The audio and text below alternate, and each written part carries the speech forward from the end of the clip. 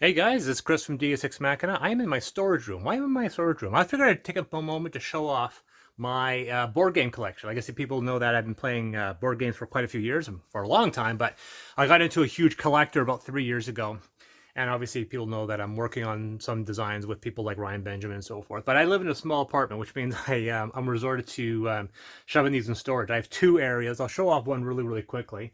Up here at the top initially, we've got a bunch of the small box games. Some of them are solitary, some are two or three players, but these are all small box games. Dragonwood, Titan Dice, Mystery of the Temples is pretty good. Hanabi, Roll for It, Cauldron Master, Grizzled Dragon's Horde. This is the Alien versus Predator collectible card game. I swear to God, this is rare. This is from probably the mid to late '90s when this came out. So I actually have almost all the rarest cards in there. So if this was actually worth something, it would be worth something. But unfortunately, it's not. But I have all the major characters. I have all the rare alien cards, and I even have the Alien Predator hybrid in there as well. Box of Star Realms, but I think actually one of these has Star Realms. This is also like one of these boxes is my Magic collection. One of these boxes is going to be my Star Realms and so forth. So I have my Elf deck and I have my Artifact deck in there, all of which were kicked out of Standard Rules. Let's see, go F yourself. Okay. Bunch of other games, some of them have fallen behind here. Tiny Epic Quest and Harbor. And up here are just expansions, but we have paperback. Then we only had hands. This is Bears versus Babies. That's why it's furry. These used to be in some type of alphabetical order, but we kind of failed. So we have to reorganize all this. You got Wingspan, Reworld, which is a kind of obscure game. Comanauts, which is done by the same people who up as Plat Hat Games, who do Mice and Mystics and Stuffed Fables. This is kind of their adult version, and it is not a good game. It probably would be if it didn't take 3.5 hours to play. These three Apocryphas, I have a review on that on the channel now. So there's the Devil, there's the Flesh, and there's the core book. I love that game. These are now getting into a bit more organization. This is an engine builder, Arcane Academy. Haven, done by Red Raven, so it's kind of in the same visual style as Near and Far, Above and Below. Among the Stars, which is a space station builder. Alien Frontiers right here, one of my favorite games of all time. Azul, Clank deck building game. I'm not a hardcore follower of Clank like so many other people are. Planet, which is a brand new game. City Gears, which is a Kickstarter game. That one's pretty good. Bunny Kingdom and Ashes Rise of the Phoenix Born, which I basically only bought because of the quality of the artwork, and my fiance really wanted it. We actually only played the game once.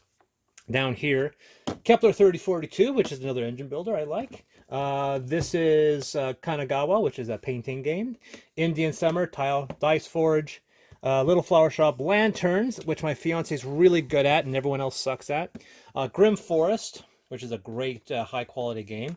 Gizmos, another engine builder. Runebound, which is not nearly as good as I was hoping. Sagrada, which is a famous die placing game. Great Western Trail, which a lot of people have praised. Down here we have Lost Cities. Orbis, another game I'm not very good at. Orbis is pretty cool. Nations, the dice game. Mystic Vale, which I finally had a chance to play and I fell in love with.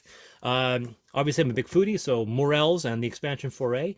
Pandorum, which I did a review on the Dice Tower, so you can find that. That's a Kickstarter game. Noria, which I bought used, and it's actually quite fun. Near and Far, which is one of our favorite games. And we have Saikatsu just kind of hiding in there. That's pretty cool, kind of a round tile game. Orbital, which is another space station builder, just like Among the Stars. Role Player, because of course I play Role Player. Planet Defenders, which is very similar to Istanbul. Photosynthesis, which is pretty cool. Stuffed, not Stuffed Fables, but Stuffed. This is done by Certifiable. That's okay, I guess. Super Motherload, which is kind of a Dig Dug deck builder. It's one of my favorite games. Steam Park, which we also got used. Altiplano, which I like, but my fiance didn't care for. Zolkin, which we played a couple times. Everyone, even though Takanoko. Takanoko, very popular game. Viticulture, of course, and expansions over here. I did a very controversial review on that in the Dice Tower. A lot of people thought I was being pretentious, and I was just trying to showcase how amazing wine culture is in British Columbia. Unearth, Underwater Cities, which is another deck builder. And funnily enough, down here, you can't see it, it's my fiance's Pokemon collection. Tao Long, Duelosaur Island, which is the smaller two-player version of Dinosaur Island, Space Base, which is another engine builder. The Scythe and the Scythe is and the one expansion we have. We only have one expansion, which is Rise of Fenris. Sheriff of Nottingham, which is a popular party game, which my fiance hates.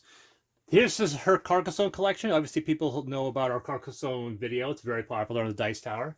Obviously, this is all the content. This is not all of it, because there's actually more of it we have in storage. Alhambra, very popular game. Vikings Raid and Conquer, did a review on that. That's a deck builder. There's an expansion for Gia, because Gia's around here somewhere. This is an Escape Room Jumanji. That's actually our friend's game. He leaves it here because we play with him. Fog of Love, Joking Hazard, and up there, for some reason, is an expansion for Subterra that doesn't need to be there. There's the expansion for Tuscany. Man, I really have to organize these. These are all over the place.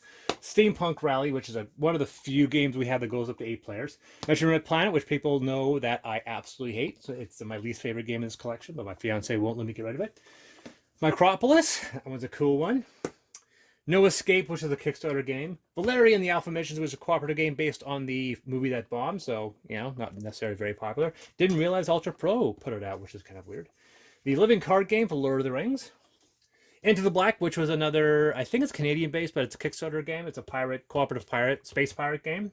Aeon's End, cooperative deck building. Dark Souls, the card game. Apocalypse Chaos, which we played way too often. It's actually a really good game. Another game we play a lot of, Castle Panic, and somewhere in there's all the expansions. Mice and Mystics, we mentioned before. First Martians, which I actually really like. The Faceless, which is a cooperative game with magnets, which is kind of cool. Chemistry, which is a game that I reviewed kind of poorly, but my fiance likes it. Legends of Andor. And we don't have parts 2 and 3 yet. I said we wouldn't buy them until we've actually finished this. I think we have 2 missions left on Andor. Forbidden Desert, Forbidden Island, and then the Grimslingers. And I guess did a review on Grimslingers. I was going to do a review on Hellboy, but I never got to it, and I don't know if we're going to get to it now. But yeah, that's the Hellboy board game. I don't have all the expansion. I just got the core box for that one. Down here, I've got a dice tray. We have Detective Modern Crime board game. That was the last review I posted on Dice Tower. Stuff Fables. Rising 5, which is probably one of my favorite cooperative games. Morn Quest, which is another Kickstarter game. That one's good. Kind of really overhyped Ocean Crisis. It's a family game, but it's not very good.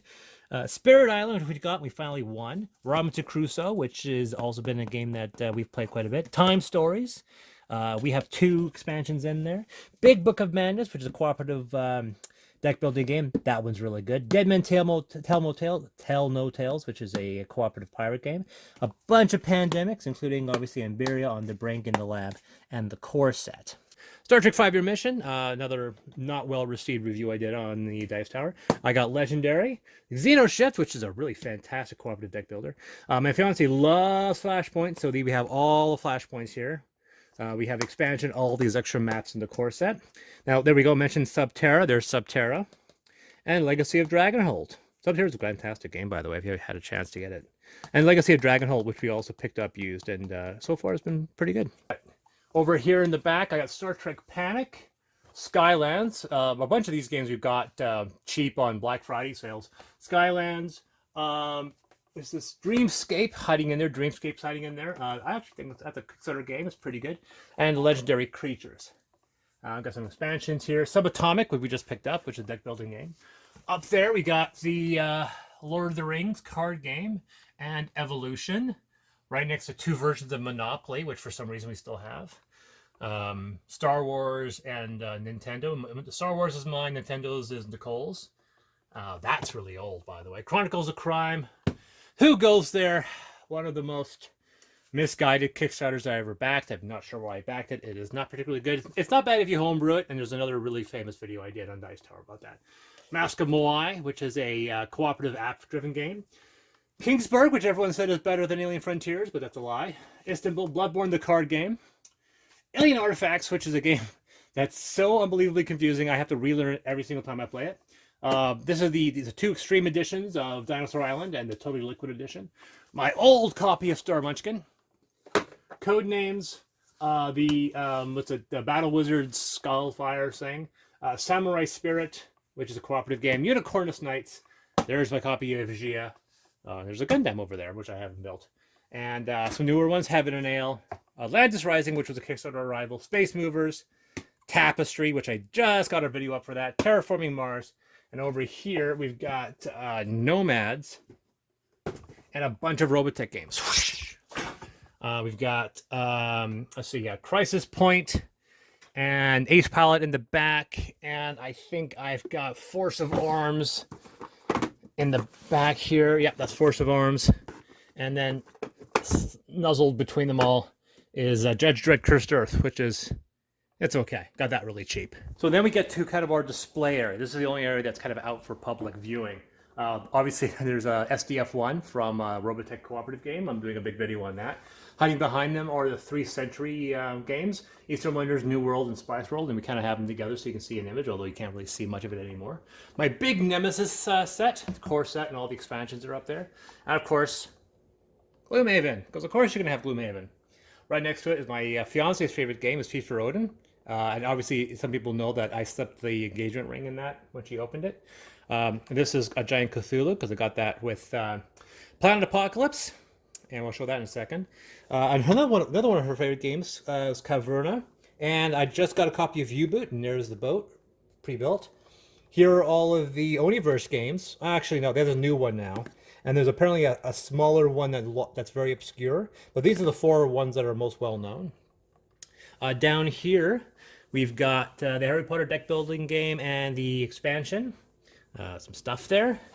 And down here, we've got these little blue tabs, by the way. These 2 shelves are games we haven't played. So, let's see what we have here. Level 7 Invasion, Sky Traders, which is a very old game.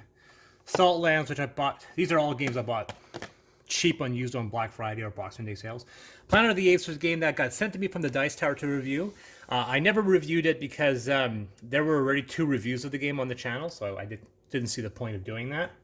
New Dawn, which is done by the same people who did Among the Stars. Stone Age, which I haven't played.